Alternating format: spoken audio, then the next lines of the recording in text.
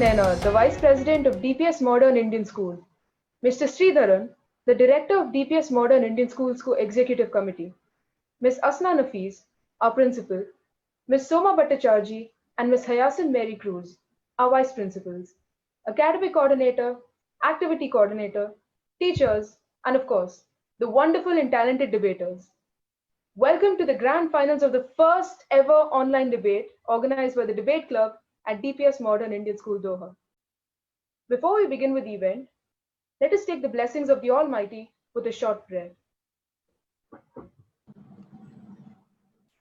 O God, make me an instrument of thy purpose. Where there is hatred, let me show love. Where there is injury, forgiveness. Where there is doubt, faith. Where there is despair, hope. Where there is darkness, light. Where there is sadness, joy. O God, grant that I may not so much seek to be consoled as to console, to be understood as to understand, to be loved as to love. For it is in giving that we receive. It is in forgiveness that we are forgiven.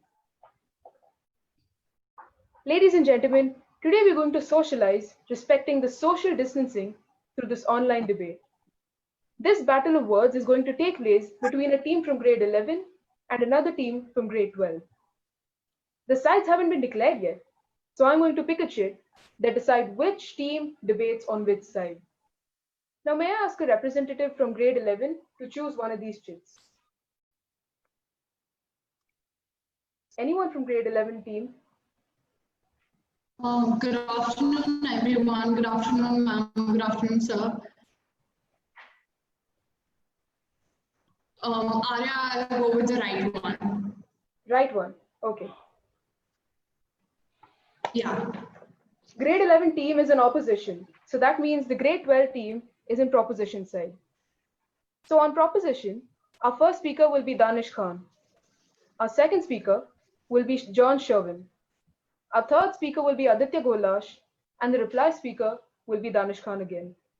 On team opposition, our first speaker will be Soumya Murgai, our second speaker will be Soumya Tibrewal, and our third speaker will be Satyam Agarwal, and the reply speaker will be Soumya Murgai.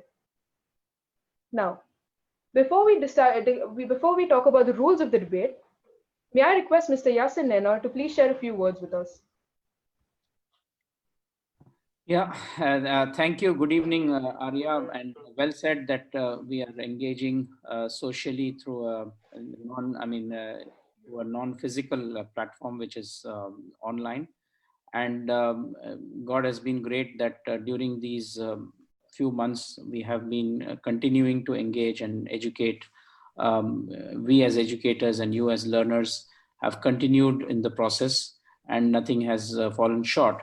And we have learned so many new things to do in this period, and I'm sure life is going to change for the better when we come out of the corona and the COVID pandemic. All I would like to say about the debate is that a debate is one modus operandi that God has given us to hold on to our differences, whatever they are. So it is one way to express a difference and still like your opponent. So a debate never should end in violence or what you call as a hatred, but rather a point of agreement to disagree. So this is why I like debates, because it's an open forum for us to bring controversial issues or things that need two points of view. If the topic of the debate is something that everybody should agree on, then it's not a debate at all. But when we bring a point of discussion where we know that there will be a disagreement, or there are 2 points of view on that particular topic, then we create a valid debate topic. And this is what happens in government, in public policy, in public life, even at home, while making decisions for our own future.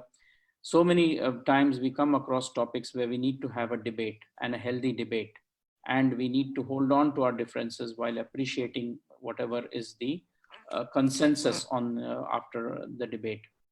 So I really encourage the children to have a healthy debate, to hold on to your views, to not to be deterred from your views if you are very strong about a view, and if you feel that I am not convinced with the opposition, just hold on to your view, and it is very healthy to live that way.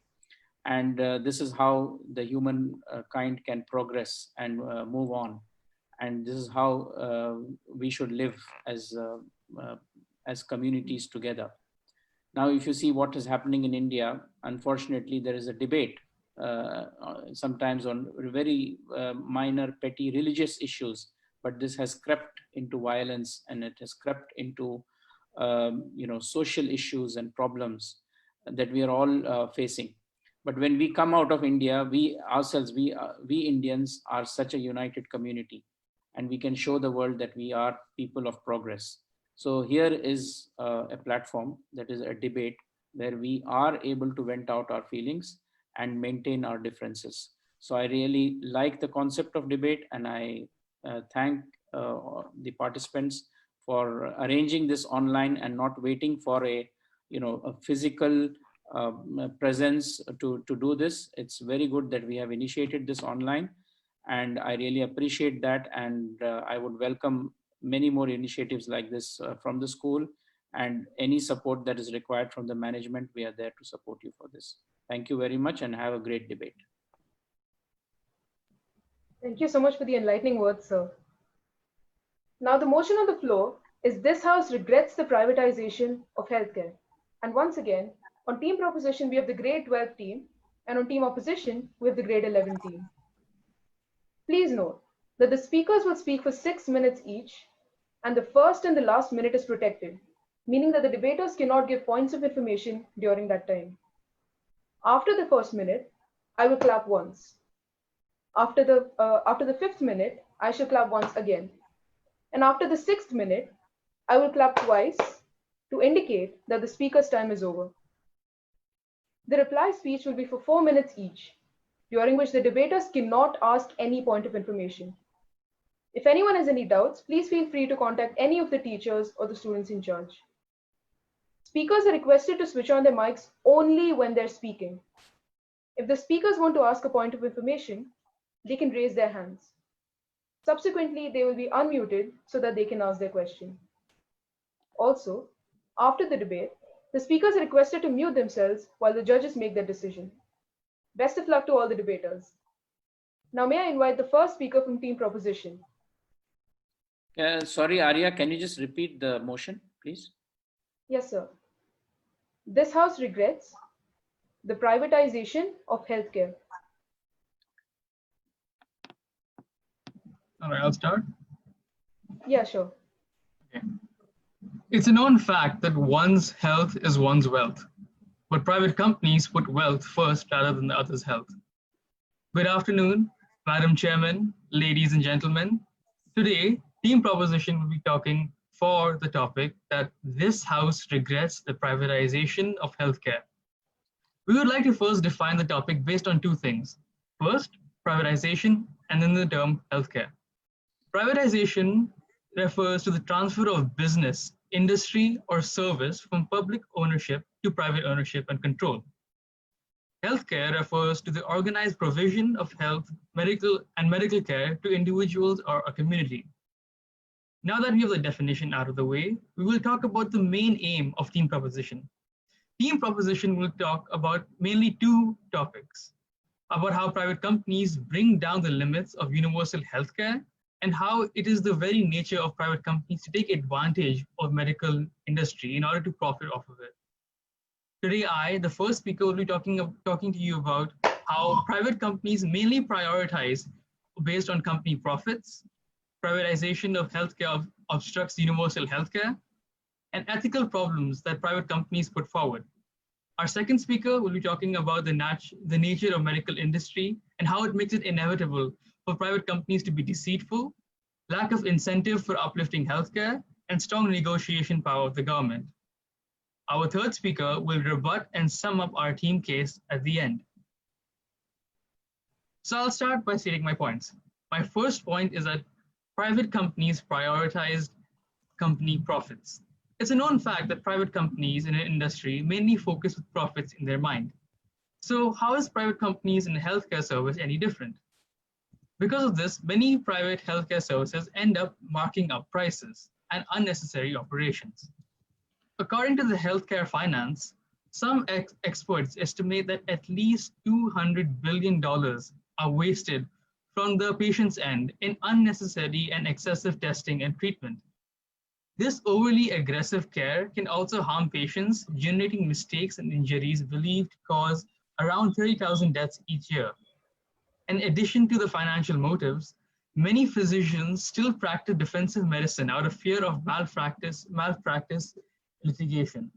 This causes some patients and their families to expect antibiotics and prescribe for sore throats or a CT scan for a bump in the head, as many private healthcare sectors practice today, thereby unnecessarily overcomplicating the treatment procedure. Market monopoly. Countries where private structure is to flourish than the public sector can have monopoly in health market. This creates unhealthy competition among many private healthcare sectors. This can also lead to many malpractices like using fake medicine or fake promotional advertisement, causing many of the patients or recipients to falsely buy and falsely use certain healthcare items that can lead to their harm. Cases like frauds are also likely to increase. Private sectors also involve such sectors where money is more demanded. This is especially in the case of well-off areas in which people can afford to buy more expensive treatment than what is normally accepted and what is normally used for. My second point states that privatization of healthcare obstructs universal healthcare. The universal healthcare coverage, or the UHC, means that all people and community can use promotive, preventive, curable, and rehabilitative health services. The definition of UHC, or universal healthcare, embodies three main objectives: equity in access to healthcare service, in that everyone who needs service to them can be received, and it should not be based on who can or who cannot be paid. Yes? Sir, don't you think that private healthcare offer more variety of medicines and offer more types of treatments, and also have many more advantages such as lesser waiting, and also provide better treatment because they have more profits with better equipment? Please comment. That is true, but it does come at a higher price. And in the case of universal healthcare treatment, it's important that everyone does receive this. And just because they have more expensive equipment, they only focus on the profits, which thereby neglect people who cannot afford such healthcare equipments. Team proposition is nowhere denying that private healthcare does not have more efficient ways, but are denying how private sectors deny access to everyone on a universal level. Moving on, and in order for universal healthcare to flourish, it is important to also note that there should be good enough healthcare services. People should be protected against financial risk, ensuring that the cost of using services do not put them at financial harm or at financial risk. The UHC, or the Universal Healthcare System, firmly believes that it's based on the WHO Constitution of 1998, declaring health as a fundamental human right. As can be seen as many private healthcare sectors, that these human rights have been somewhat deterred due to the higher prices and unnecessary treatment. Due to higher prices being put forward by private institutions, it becomes difficult for the middle class and lower class populace from receiving high-end treatment for more severe diseases. This creates a large disparity in services provided to people solely on the basis of healthcare that the person needs. My third and concluding point is in the approach at which the private healthcare services put themselves in form of treatment, and it goes against the very ethics of treatment. So imagine you or one of your loved ones have undergone a severe accident. It can be a car crash or severe disease treatment. Private companies take advantage of this by overpricing what they sell, and due to the desperate state of these patients, they are willing and are accepting of what treatments they are being given. This is ethically wrong, as there are many cases in which treatments are provided at a much lower and affordable price, but are not because of the nature of private sectors.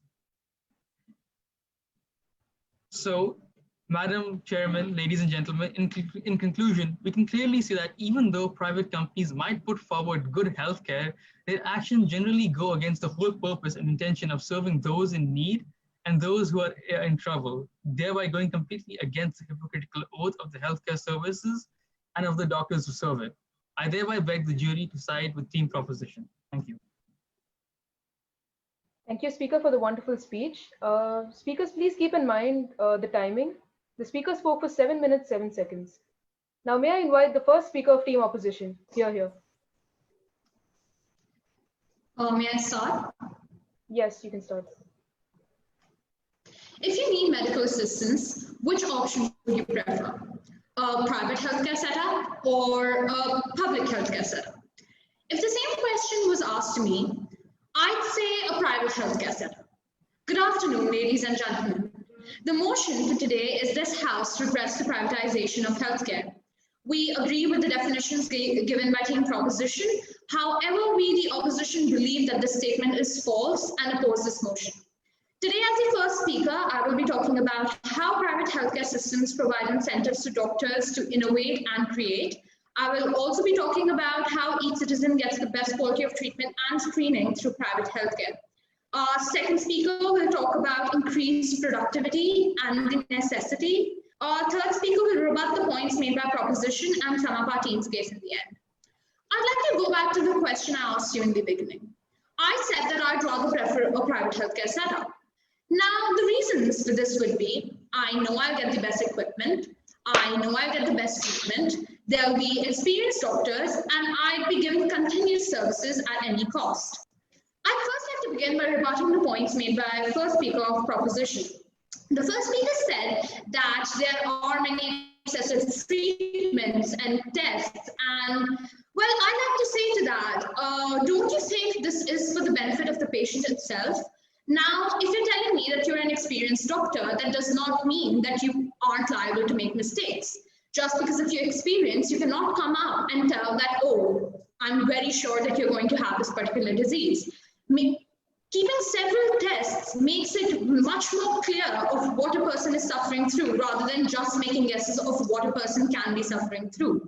Secondly, the speaker talked about market monopoly. Well, to that end, they said that there can be frauds and malpractices in a private healthcare system. To that, I say there is corruption in the government as well. In the public sector as well, we see that not all the government hospitals do tend to give more attention to those patients who can provide them with money, maybe at a faster pace or maybe at a faster rate of time. He also stated about US. However, I would like to say that USA is a unique case in the matter that in other countries with private healthcare, public healthcare is not equipped to deal with the problems of people, whereas a large portion of the population depends on it. Now, I would also like to say this one point where he said about affordability. You say that private healthcare systems are much more expensive. Well, I think people are very well aware of the fact when they're going into a private healthcare system about the expenses that they're going to pay. And keeping in mind the case of corruption in the government, we can also think about the fact that even governments may ask them for extra prices, maybe for a better treatment, for better beds in a government hospital. There are many other reasons and aspects to it as well. Now, I would like to move on to my own points. My first point is that private healthcare provides incentives to doctors and researchers to innovate and create more medicines. Most new drugs, according to a study, are created in countries with privatized healthcare, for example, the USA.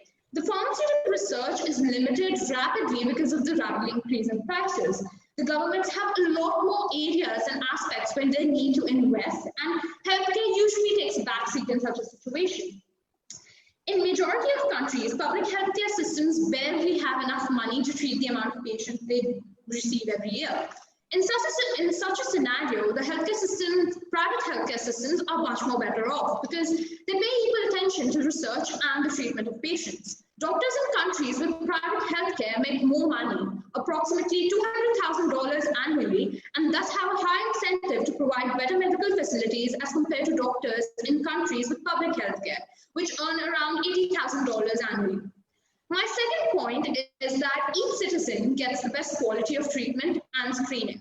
For this, I'd like to state a few statistics. The United States accounted for 42% of prescription drug spending and 40% of the total GDP among innovator countries and was responsible for development of 43.7% of NMEs. The United Kingdom, Switzerland, and a few other countries innovated proportionally more than their contribution to GDP or prescription drug spending, whereas Japan, South Korea, and a few other countries innovated less. Which clearly comes to prove that our patients do have a choice, and if they have a choice, they'll obviously like to choose a private healthcare system because they are ensured with better quality of treatment, they have a freedom of choice, they know they'll be given the best treatment of all. The third point that I'd like to state is that in a private setup, there are shorter waiting times and quicker treatment. In a private healthcare system, people will receive the best treatment as private enterprises generally have the best medical equipment and more experienced doctors. Because the entire responsibility is on them, they tend to make sure that the services that they're providing to their patients do meet up with the costs that they're asking for. It isn't a case where they're giving you less than you asked for. Countries with private healthcare are responsible for more than 57% of all new drugs developed and are generally more preferred by people. My fourth point is that there's an overall decrease in costs due to reduced taxes in a private healthcare system. Average tax in countries with universal healthcare, such as the UK, is 37%, whereas people living in countries with private healthcare pay lower taxes, such as an average tax of 15.36% in the US. Ladies and gentlemen, I'd like to conclude by saying that privatization is future-proof. One, if you choose privatization, it's very much like you. Thank you, Speaker, for the wonderful speech. The Speaker spoke for 6 minutes, 7 seconds. May I invite the second Speaker of Team Proposition? Ironic, isn't it? With the rapid development of medicines, just like the first speaker said, most drugs are indeed produced by privatized sectors. But even though SARS outbreak took more than 10 years ago, we still don't even have a vaccine for it. Well, beyond hidden in the glittery dollar bills lies the fact that private sectors don't have any sort of incentive of improving the healthcare system, as there's no profitability in researching medicines such as SARS, which if we did, like the US government attempted 3 years ago, we would have already found a cure for potential cure for coronavirus, and we wouldn't be in such a lockdown situation talking and debating online. Hence, seeing how all governments have increased over reliances on private industry for medical purposes, I fear this lockdown will continue inevitably. Hence, we, the proposition, regret the rise of privatization of healthcare. Respected jury and my fellow debaters and my worthy opponents, a good evening to one and all. Before I move on to my own arguments, I'd like to rebut some points stated by the first opposition speaker. First opposition speaker gives an assumption that people are very well aware of facts of high costs in private sectors. I would disagree. People going in ER are not example in the United States, are not evidently exposed to the hidden costs of ER hidden costs associated with ER treatments, and are not treatments. And secondly, the first opposition speaker argues that private sectors are much better than even NHS of the United Kingdom just because it decreases in tax. At least surveys polls have clearly shown that at least people prefer increases in taxes over bankruptcy, because that's why even support for Bernie Sanders grew up so high in the United States, because people because a number of reasons of bankruptcy in the United States have always been medical issues. Stating there will is such a okay, fine. I'm sorry. Now I would like to move on to my own argument, which is the nature of medical businesses is that it's a huge risk investment investment venture. If we were to set up a radiology setup in India, you need to buy a USG, which would typically go around 25 lakhs, a CT scan, which would go around 4 crores, and for which doctors usually need to charge around 400 rupees to 300 rupees per person. Now, what comes is, with such huge investments and lack of flow of patients, it makes private sectors eventually inevitable to go to deceitful routes to make up the entire funds they've lost in putting huge investments over medical costs. Hence, and secondly, there is a lack of incentive for private sectors to uplift healthcare of any sort, because for example, let's take the SARS outbreak, which I stated in my intro. Private pharmaceutical companies, even though there are companies like Johnson and Melinda Gates working on a potential coronavirus, most pharmaceutical companies are backing off from any sort of research because of the millions of costs, as the team proposition said. Companies have to invest in creating such medicines, and hence seeing how governments are relying more on private sectors to compensate the healthcare variation of coverage. I fear that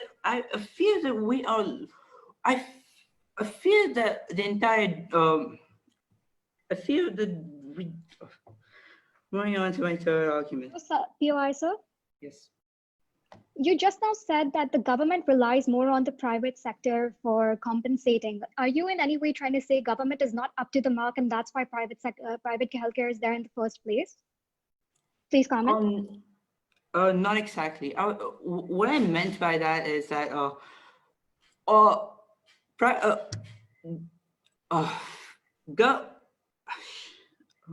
sorry, is this? I'm sorry. So moving on to my third argument, governments generally do have a larger negotiation power because, for example, if you take the cases of insurance companies, no, thank you. If you take the case of insurance companies, government insurance companies cover a lot more range of people. Hence, companies are private hospitals are incentivized to take up the lower prices of government insurance policies, such as Medicare and Medicaid, unlike private insurance companies, because they cater to a very smaller group of people, and hence they don't have as such a bigger negotiation power to drop prices. Hence, I would argue that if government involvement in medical industry decreases prices drastically for the common person, making medical industry more viable for everyone and making universal healthcare a possibility. Hence, stating my arguments, I would like to propose the motion. Thank you, Speaker, for the wonderful speech. The Speaker spoke for exactly 6 minutes. May I invite the second speaker from Team Opposition? Here.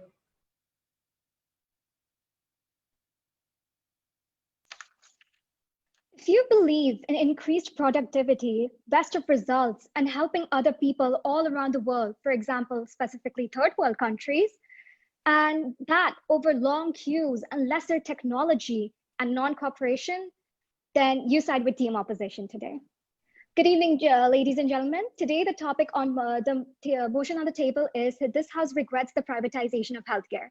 And we as Team Opposition strongly believe that we go against this motion.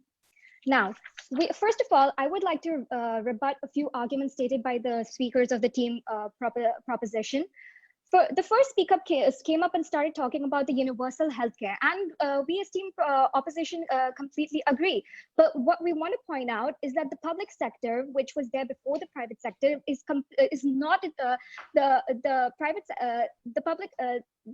public healthcare is not helping in making sure that all people are reaching out. I will elaborate on this further. Because as you can state in third world countries, like example India, the public sector is the public healthcare is so underfunded and almost non-functional that that people practically cannot go with there. Studies have proven that that 80% of the private market stays in the public sector, and therefore there was first of all the need and the necessity of having a private healthcare in the first place. Secondly, what I would like to talk about is how the second speaker talked about that the private sector, private healthcare has no incentive to find cures. This, my first speaker clearly rebutted by stating the study in which it states that the United States accounted for 42% of prescription drug spending and 40% of the total GDP among innovative countries, and was responsible for development of 43.7% of the NMEs, which means that when we come to private healthcares, we have people have more incentive and more resources to create more drugs and find out more solutions for helping the other people in need. Thirdly, what the second speaker stated of team proposition was the medical debt. Now, what I would like to inform to the second speaker is that most hospitals offer medical investment plans in which they can pay off their debt, or they can pay off their debts via installation in general periods of time, bit by bit. Fourthly, what I would like to stress on is today team proposition themselves as just a second, sir. Today, team proposition themselves have agreed upon with us team opposition by saying that government is relying more on private healthcares, which means they too agree that the private healthcare is more beneficial and more efficient than the public healthcare. Yes, sir, please. So as you had stated by saying that people can get their medical debts paid off by installations, but why doesn't that work for student loans? As we see in student loans, the US has a debt of more than $1 trillion in student loans. Even in student loans, they have low interest rates in the starting, similar to medical debt, but then the interest keeps on building as time increases. So in the US, for example, in a broken bone, for example, that requires surgery is $63,000 for a child. So by paying off $63,000 for the general US population isn't easy. So how do you expect them to pay that over a long time when the interest keeps on increasing? Thank you, sir. But like I said, it was not only but their investment plans. Now, investment plans are kind of different from what we talk about student loans, because over here we're talking about medical, and in medical you have plans in which you can you can pay off some amount in 1 year or 1 month, and then you go so on, because everybody understands how much medical debt is required. Medical debt, how much of a load it has. So, and second of all, US is kind of a unique case because it's the only developed country which has this system of privatization. Now that I've rebutted the points, I would like to get on to my own points. First of all, I would like to state the necessity. Now, as I've already stated, the low income and middle income countries all depend on private healthcares. Why? Because the public and the government couldn't offer. They are basically underfunded, non-functional. So over here, I want to ask team proposition, what do you suggest that we do if we can't provide them? Do you suggest that we let them die? Because private is the only way we can help them, and that is how and it is studies have proven that 80% of rural areas are dependent on private sectors. Second of all, increased productivity. Already doctors have the incentive for passion for helping them. When they know that they have more income and when they know that they can help other people more, they try to work harder. The other thing that I would like to talk about is that privatization actually helps the public sector by reducing the financial burden off of them and helping them in the long run. It is definitely more sustainable as well. And with that, I believe that I have summarized the points of team opposition, and I have clearly shown you how team opposition is better. So I would beg the jury to side against the motion. Thank you. Thank you, Speaker, for the wonderful speech. The Speaker spoke for 5 minutes, 49 seconds. May I invite the third speaker of team proposition? Here. Canada, Sweden, Norway, the UK, France. What do all these countries have in common? Besides being countries that are in the top in the World Health Organization with respect to their healthcare services, these countries have public healthcare. And so what do we see with this trend? We see that these countries, by having public healthcare, have better healthcare services and in the whole world. And because of this, I request the jury to side with team proposition. So first off, I would like to rebut the point stated by the other team and mention the clashes. So first of all, the main clash that we saw was in the example provided by team opposition of United States versus a more private healthcare system, that's the US, versus a country, for example, as the UK or France that we side with. So in this, we see that team oppositions brings up the points that USA is a developed country with privatization, and because of this, it is a unique case, and people can pay off their loans or the medical debts in installments because that's more reasonable. And also they talked about how that the US would actually have more efficient healthcare than countries like Canada that actually have public healthcare, or countries like France. But what we see on team proposition is that this is not the case, because first let's talk about this ethically, right? So ethically, as team proposition's first speaker mentioned, that doctors actually promote in privatization of healthcare, doctors, and with a mix of privatization, public healthcare, like in the US or India, doctors promote more CT scans or more X-rays for minor injuries just to earn profits on this. And we don't think that this is ethical. Does team proposition think so? Definitely not. Secondly, we see that. No, thank you. Secondly, what we see is that on our side, let's take an example of France. So France and the United States, let's do a comparative study. So France, for example, has the #1 World Health healthcare system in the world by the WHO. Now, what does France have? France has efficient healthcare, and France has very less waiting times to none, like which is the contrast to Canada, which is public healthcare. But look, let's look at France. So France has completely efficient healthcare, and France provides coverage from the time you are born until the time you pass away. So this means that France actually lowers the rate of money that is spent, because France treats illnesses before they actually occur in a large part. So let's look at an example of this, right? In the US, for example, if a person who's earning minimum wage, for example, has a stomach pain, so she'll just say, okay, it's just a stomach pain, I'll look at it later. But what we see is that 3 months later, she's at the hospital and she has an appendix burst out. I'll take you in a minute. And what we see with this is she actually increases the money that she has to pay, because initially with the stomach pain, she had to pay like $300 or $500 that she couldn't afford anyway. Now she has to pay $30,000 just to cure herself from that disease that she has. And this is something that we don't support at all. Yes. Sir, are you trying to say that France is better than Canada because Canada has a public healthcare system? France also has a public healthcare system, and that's what I was saying, that I'm saying that the France is the perfect model that other countries can model after their healthcare systems, because what we see in France is they provide coverage from birth. Then there's 82% less medical costs than the US, which is a private healthcare country. Then the France also has, now they might come up and say that France is more expensive because of high taxes, or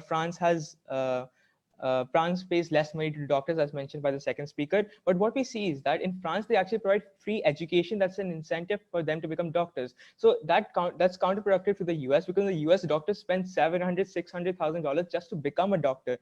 And then they get their money later when they get paid salary, and then they might say that it's somewhat covered. No, thank you. But what we see in France is that although they earn a little bit less than the US doctors, but we see that they have free education. That means the 6-7 years that they're actually studying to become doctors are completely free. And this is excellent for France. Now, another thing that we see is that France doesn't just provide its healthcare services to people who are French citizens. It provides it to foreigners who work in France. So this is completely beneficial to them, and it's in contrast to the US, where the health insurance providers sometimes aren't sure for immigrants coming from, example, Mexico, to provide them with health insurance or not. But in France, what we see is that foreigners who are working actually get paid health insurance, and they get treated early. Means that France overall spends less than the US, and less in percentage of and GDP also, and it also has a higher life expectancy than the US. This is why we see France is better than the US, and that means that a public healthcare system is better than a private healthcare system. And lastly, let's take an example of the UK. So UK spends 9.8% of GDP on healthcare, whereas the US, being a privatized healthcare system, still spends 16.9% of its GDP and still has a lower expectancy of life. Now, what does this mean? That even though the US spends more money, even though they say that the US has most prescription drugs. We see that that the UK actually spends less on prescription drugs and actually spends less on healthcare overall and has a higher life expectancy. So what we see overall is that a public healthcare system actually benefits the countries rather than takes them down. And lastly, let's look at the point of developing countries as mentioned by the first speaker. Overruled. But what we see is that in developing countries like India, Bangladesh, and sub-Saharan countries and countries in sub-Saharan Africa, what they require is actually public health system that's funded from external sources also, because what we see is that in these countries, vaccinations are necessary to prevent preventable diseases like chickenpox, polio, etc. And what we see is that government drives need to be there in these kind of countries to promote them. And hence, by showing you that in developed and underdeveloped countries do require public health care systems and are benefit in private healthcare systems, thus I urge the jury to propose the motion. Thank you. Thank you, Speaker, for that wonderful speech. The Speaker spoke for 6 minutes, 12 seconds. May I invite the third speaker from Team Opposition? Here. Team Proposition seems to be living in a utopian world. Let's bring them back to reality. The third speaker has taken some valid points, but the third speaker only spoke about developed countries. This is the real world. There are not only developed countries, there are even underdeveloped countries. If you look at underdeveloped countries like India, the public healthcare system cannot cope up with the population. People in India develop only and only on the private healthcare system, as stated by my first speaker. The second speaker of Team Opposition stated about SARS, and they stated about incentives, but they do not realize that it is the countries with private healthcare, like the US, that have actually mainly focused on vaccine development. As stated by my first and second speakers, the US is during the years of 2001 to 2010, the US is responsible for 57% of all medical equipment that has been created all around the world. 57%, more than half the entire world. And as stated by my first and second speaker, private healthcare system is sustainable. The public healthcare system is good, but only in the short run. It cannot survive the test of time. Public healthcare system lacks funding. As stated by my second speaker, doctors in the public healthcare system earn as low as $80,000 per year, as compared to the doctors in the private healthcare system, which earn up to $200,000 a year. If I was a doctor, I would love to work in a country with private healthcare. And thus, doctors start trickling from countries with public healthcare to countries with private healthcare. As these doctors start trickling, the quality of healthcare keeps on decreasing. And thus, public healthcare system will collapse. Private healthcare system is the option for the future. We get the best equipment, the best doctors, more experience, and better healthcare overall. As stated by my first speaker again, private healthcare creates medicines. If you look around the world, every medicine you see, insulin, medicines for polio, most vaccines, they're created in countries with private healthcare. Why? Because they have incentive. They have the motive to work. Public healthcare does not have that motive. It does not have the power. It does not have the funding. Speakers from Team Proposition have been living in a utopian world, as they haven't even given a single thought to where the money comes from. In private healthcare, we know the people give them money, but in public healthcare, the money is just not there. Governments are put at huge pressure. They're not able to support it. Look at India, look at our home countries. The public healthcare system cannot cope up with the current situation. It is only the private sector. And POI. And in private sector, there's also a decrease in times. Yes. As you said, in the current situation, India can't cope up with the current situation. Sorry, I'm having a technical issue, please.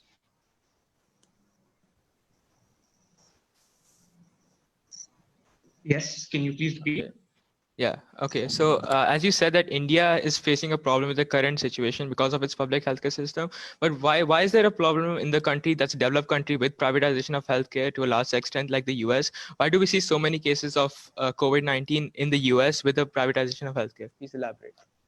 The reason for the large amount of COVID patients in the US is mainly a political issue. As the speakers mentioned, the US is a unique case. It is the only developed country with a private healthcare, and it is bound to have some exceptions. There are a lot of political issues in the US due to which people are reluctant to agree to COVID-19 rules, and that is why we see a high number of cases. If you look at India, there's not much of a political issue. Yes, I do agree that the number of cases are rising rapidly, but at least it is under control as compared to US. So please do understand that US is a unique case. We can't draw all of our conclusions and our assumptions based on purely the US. There are other countries that we have to look into. And then, as I was saying, private healthcare is the way to go, which is why I believe that we should all side with private healthcare. Public healthcare just does not have the funding, it does not have the resources, it does not have the medical equipment, and it will soon lose its doctors. It is not a solution for the future, and we as a society should work for long-term solutions. That is why I rest my case, and I hope you side with team position. Thank you, Speaker, for the wonderful speech. Speaker spoke for 4 minutes, 37 seconds. Now, may I invite the reply speaker from team opposition?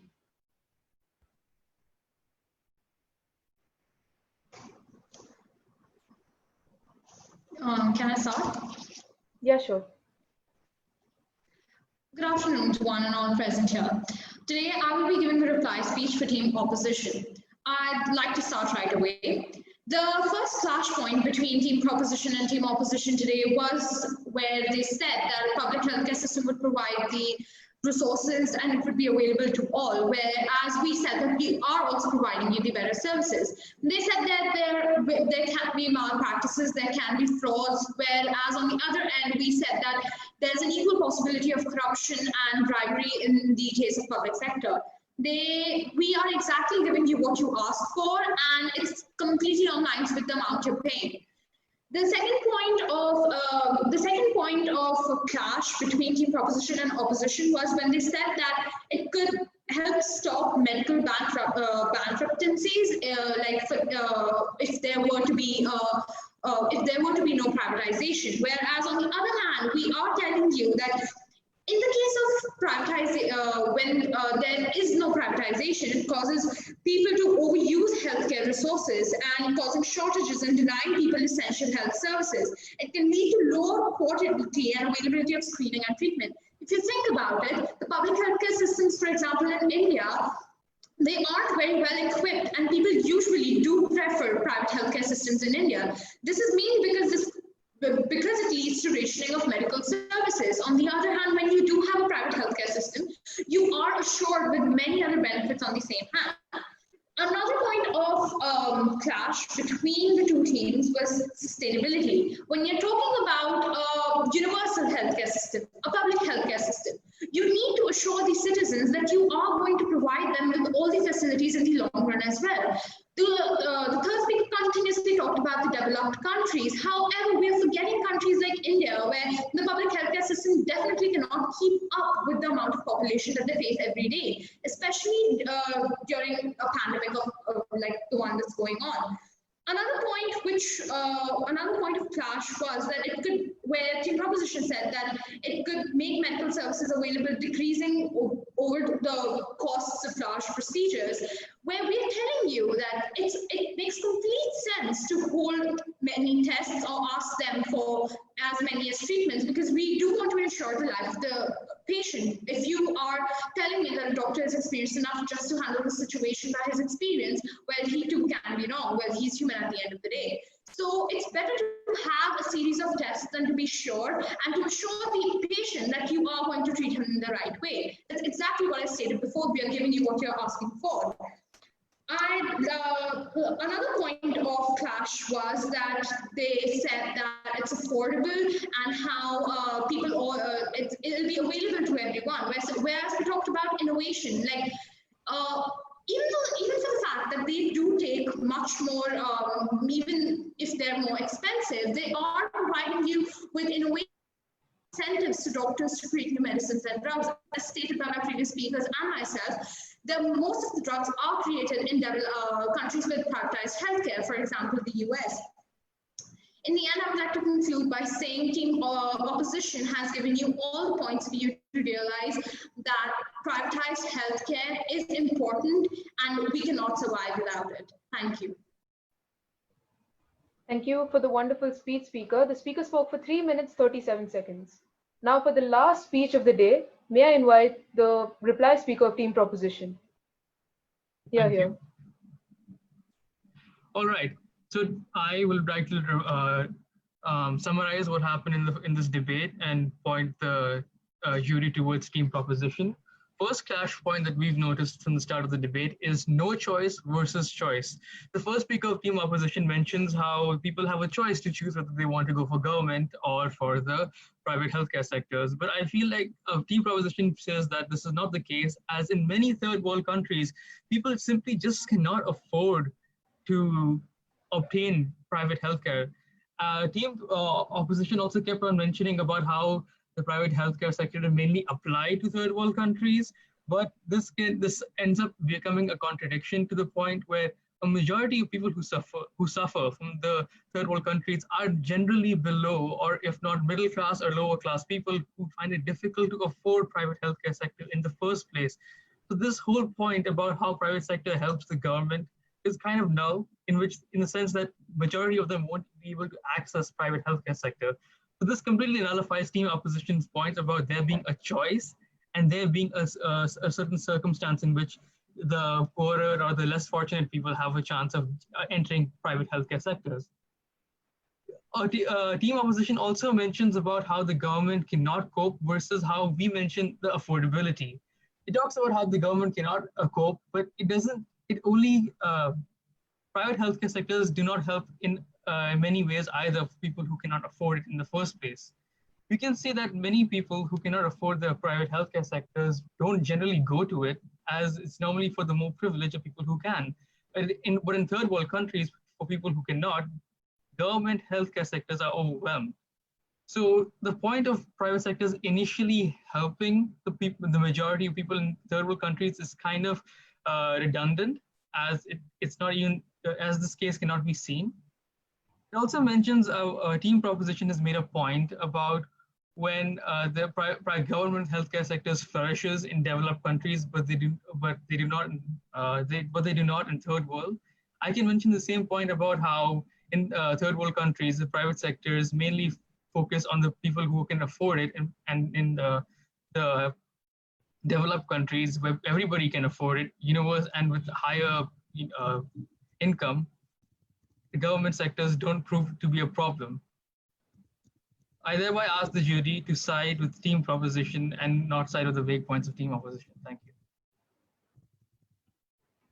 Thank you, speaker. The speaker spoke for 2 minutes, 45 seconds. I would like to thank all the debaters for this wonderful debate. I feel blessed that I've been able to witness you guys. Thank you for the wonderful and passionate debate. I requested the judges to start making a decision, and while the judges are making a decision, I request Asna ma'am to enlighten us with a few words.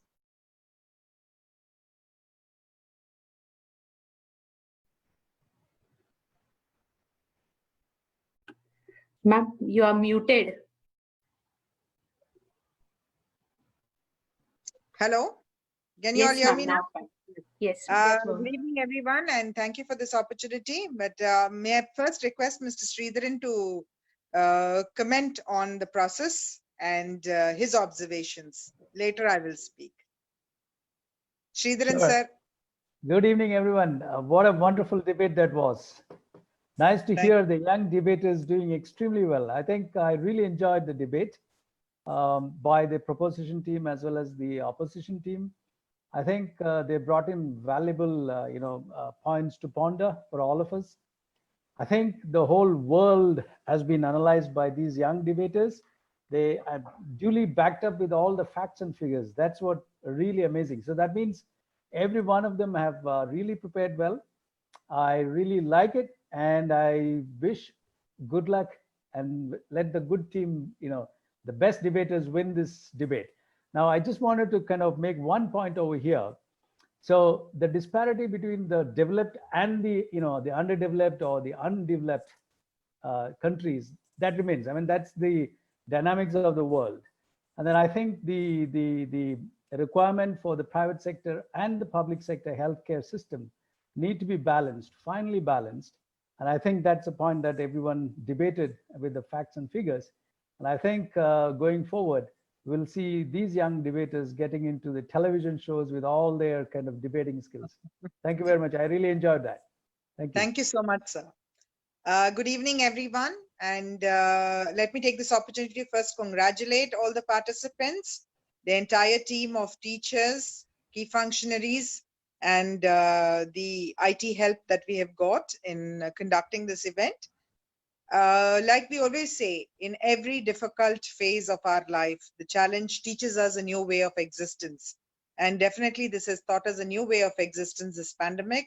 And the topic was debated very well by all of you, well researched. Do agree that you can never come to a conclusion as to whether it's private or public, but we do hope and pray that the entire world is protected from this pandemic, and that whether it's through private sector or through public sector, everybody gets medical attention at the right time and lives are saved. That's more important whether we go public or we go private. If governments take up responsibility either through in any of these sectors, it would be wonderful if lives are saved. And I hope that in the future, each one of you would in your own way contribute to this debate of ours, either by becoming medical professionals with ethics or becoming public policy makers, healthcare managers, or some such field which would impact greater lives. And congratulations to each one of you. May the best team win. Thank you. And I also wanted to add that I attended the grade 9 and 10 also for some time. They also did a very good job. Congratulations to those students also. Arya, it's over to you. Have the judges reached a consensus?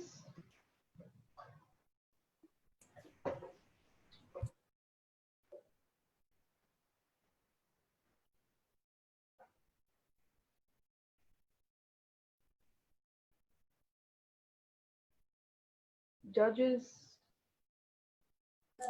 Can you please ask the question?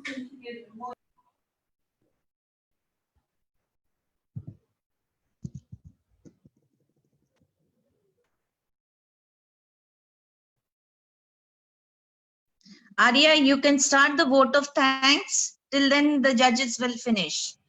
Okay, ma'am. So once again, good evening, Mr. Yasir Nainar, Mr. Sridharan, Principal Ma'am, Vice Principal Ma'am, coordinators, teachers, and my dear friends.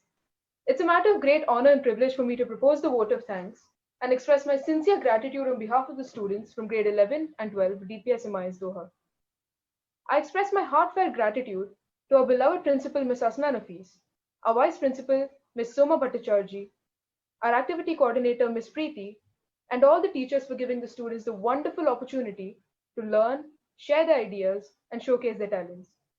A special thank you to the members of the management, Mr. Yasir Nainar and Mr. Sridharan. A thank you to our teachers, Ms. Asha Ma'am and Dipin Sir, and our judges today, Parvati Ma'am and Nanor, without whom this event would not have taken place. Irrespective of who won the debate, we all learned something new. So in the real sense, we all are winners today. A pen is mightier than a sword. We've all heard this saying before. But today we got to see the practical implication of it, thanks to the enthusiastic and passionate debaters who participated in today's debate. Once again, thank you everyone for this wonderful opportunity. I take this opportunity to thank the teachers who have joined in from India. Thank you so much. Arya, if you could just tell us what type of a debate format this is, because there are a large number of debate formats that we have. The format that you have followed. Today we're doing the Qatar debate format. So okay. The Qatar debate follows the non-British parliamentary format. Right. That's what I wanted to throw some light on. Okay. Thank you so much. Are the judges ready?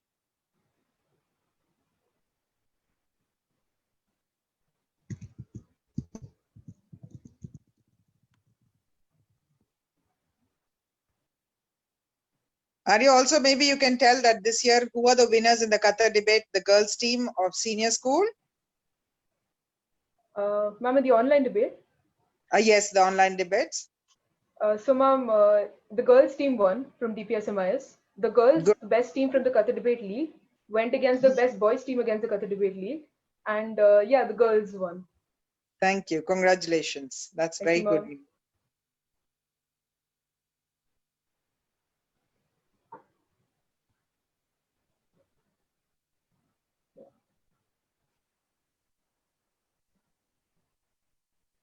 Aditya, would you like to throw some light on how you prepared? So I got to know the topic yesterday. It was privatization of healthcare.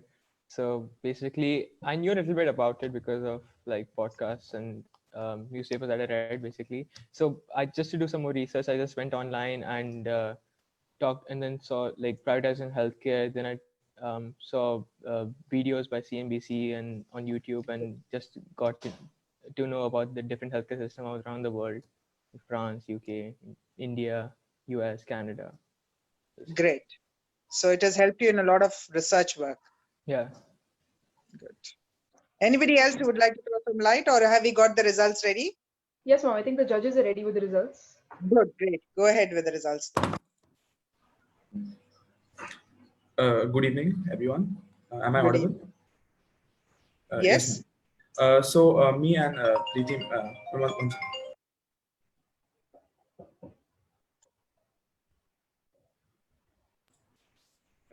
yes, ma'am. Me and Preeti ma'am have come up with a unanimous decision to give it to team opposition, and Arnav, sorry to interrupt. It's not Preeti ma'am, Parvati ma'am. Sorry, Parvati ma'am. Excuse me for that. So the reason why we gave it to team opposition was because there were throughout this debate, teams met in various meeting points, but there were three which stood out the most. One of them being the long-term versus short-term benefit.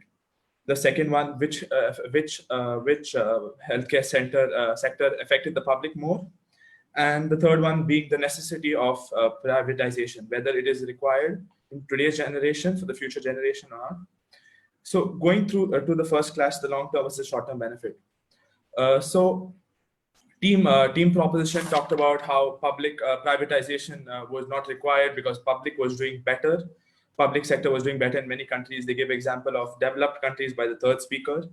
However, on the other hand, the team opposition talked about the necessity because it does most of the research for developing cures. They gave statistics, strong statistics to back it up. So in that clash, we gave it to team opposition. Now coming to the second clash, which affects the public more, the team proposition talked about how public healthcare helps the public more because it's more affordable, easily accessible by everyone. And team opposition talked about the necessity of making it expensive. Privatization must be expensive because of good quality equipment, medicines, etc. So even though opposition talks about that, we feel that clash goes to team proposition. And the final and the most important clash is necessity of privatization of private sectors. So this was the major clash into today's debate. We see that both sides have come up with their own thinking about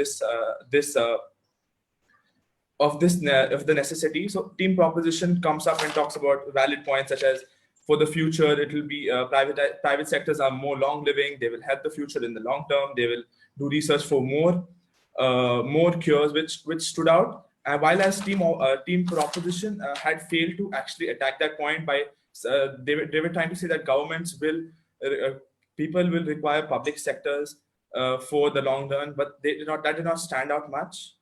Another strong point that team proposition had was the mismanagement of and misinformation of medicines and unnecessary treatments, etc., which they did not develop in the debate. So that is one of the reasons why we gave it to team opposition.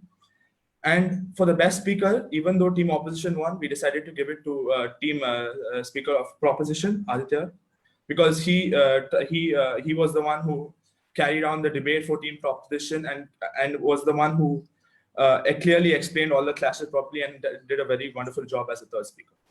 Thank you, ma'am. Thank you. Thank you so much. So, Aditya, congratulations. Thank you, ma'am. And the team that has won, can you raise your hand?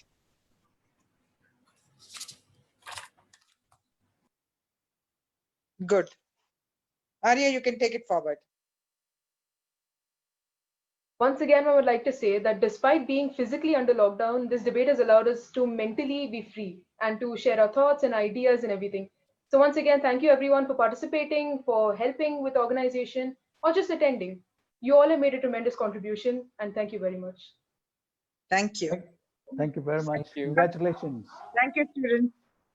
Congratulations. Congratulations, students. Congratulations, students. Thank you, ma'am. Well done. Thank you, ma'am. Aditya, congratulations. Well spoken.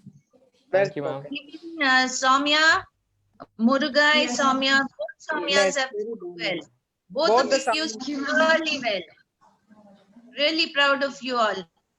Congratulations. Thank you. Anish, then Aditya, then the third, Danish did well. Danish did well. Satyam did well. All of them did well. Good. Yes. And Kevin, with his being shy, also has done well. Very good. Yes. Well done. All of you Tyra. well. Yes. Why were you so shy, huh? Well done. What went? Yes. All have spoken really well. We are really proud of you. We can continue like this, isn't it? Yes. First, yes, it gives us lots of hope that we can do still better and improve on our debating skills on this virtual platform. Thank you so much. Right. Thank you, Shri Kumaran sir. Yeah, one last one. Thank you very much for all the teachers who have really trained children like this. So I think they've basically demonstrated your kind of, how could I say, the training that you have imparted. Thank you very much. And then, I just want to let everybody know, see, every challenge will throw an opportunity for you. So that's exactly whenever you kind of, exploit that opportunity, and this is yet another one. Thank you, Asna ma'am, for creating this wonderful platform of this virtual learning and virtual debating or whatever that you talk about. So I think this online has created, that opportunity. I think we all have latched onto that. I think we should continue to live on with this, not to let this go, even after reopening, even after this COVID situation that goes away. We should not let go this particular platform. But I think this can complement to the other physical form where students attend to your classes. And then, so I think we should make use of this, more and more innovative ways. Thank you very much. Thank you. Yes, thank you, sir. Thank you, Sridharan sir. You're always a big support to us. Thank you so much. It's all your work and your training, your teaching that everybody is doing well. Thank you. We are just only a moral support. Thank you. Arya, thank you for the moderation and conducting the event. And Parvati ma'am and Abhishek sir, Asha ma'am, all of you, congratulations. Well done. Thank you. Thank you, Thank you, and have a nice evening. Thank you, ma'am. The same. And get ready for Pushpa. Thank you. Thank you, everyone. Thank you so much, ma'am. Thank you so much, ma'am. Thank you, ma'am. Thank you for your support to us, ma'am. Yeah, thank you.